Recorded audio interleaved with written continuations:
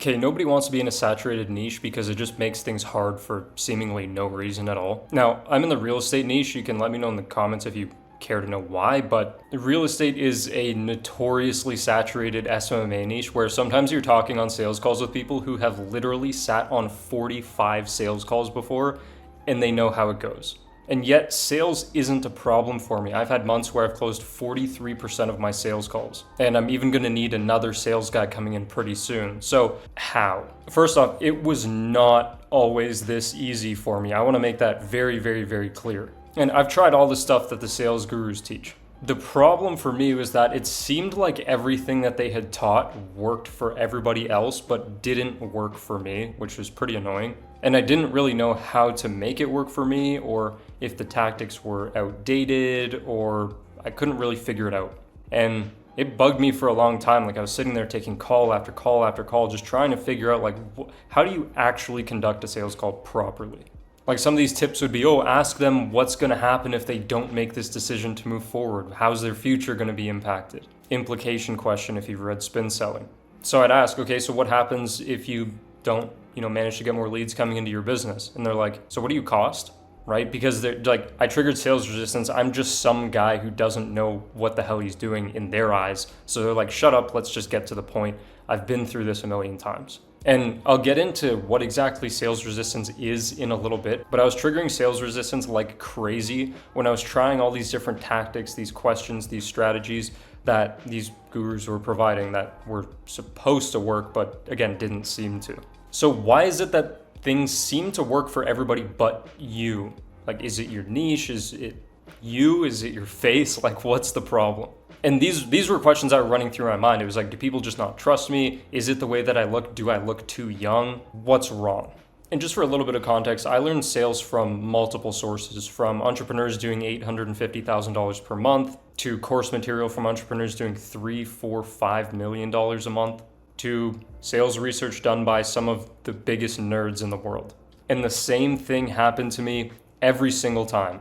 I'd use what they had and it didn't work the way I wanted it to. And I just couldn't really figure it out.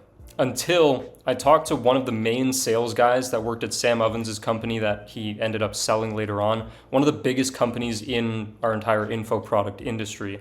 And I sat down with him one-to-one a couple times, and there was one really key thing that he taught me that changed everything for me. His name was Nick. He was one of Sam's 3 right-hand men. But what he had taught me was how to ask questions the right way. See, it's not that the questions were the problem, and it's not that I was the problem either. It was taking the questions that are dated and using them at face value, word for word, in today's sales landscape.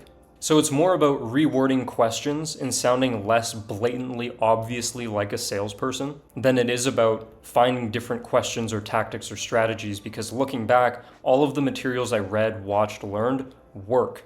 But do they work for your prospects? Do they sound natural coming out of your mouth, these questions, these words? And the thing is, the meta always changes. Trends always change. Sales tactics that work today always change.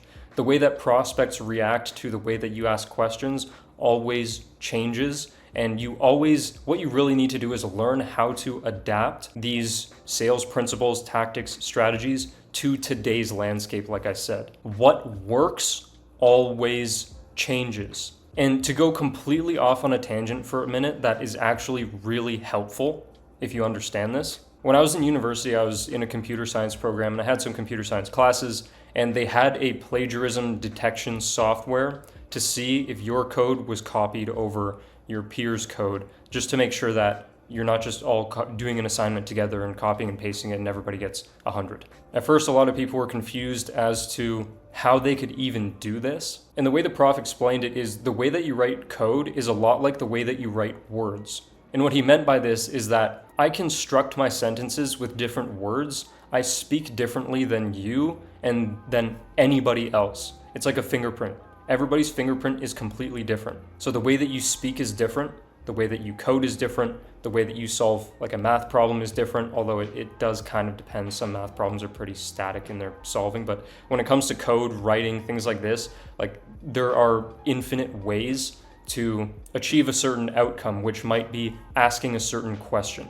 Somebody might say, oh, ask this question. You ask the question, you're like, that sounded terrible, because it's not written in your words. So one of the biggest takeaways I've ever had in sales, whenever somebody gives you a script, a series of questions to ask, anything, always rewrite it in your own words, because then it will sound more natural. But then, hey, wait, you might still rewrite it in your own words. It doesn't sound natural or triggers sales resistance, and then you're like sick. Then you need to edit, iterate, and find what does work for you.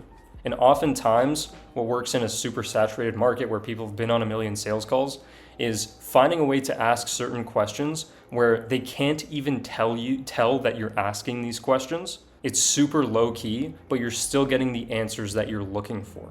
And this is just one little part of the overall bigger picture sales call.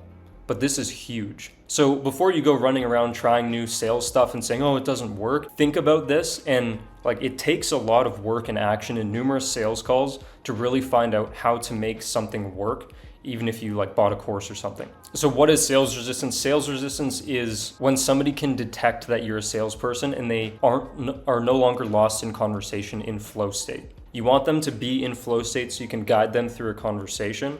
But as soon as you ask a dumb question or sound weird or sound like you don't know what you're talking about, their guard goes right back up and it becomes way harder to recover from that point, but also keep their trust. So whenever you learn new sales tactics, strategies, questions, whatever it is, test them out at face value, go for it, rewrite them in your own words, and even go ahead and rewrite the same question 15 times and find out which one sounds the least like the question itself, because then you can ask that question, have it be relevant in the conversation, but not just seem like some other sales guy. Honestly, it's that simple. It takes a lot of work and practice to do, but if you just do that, like, you'll do way better in sales altogether.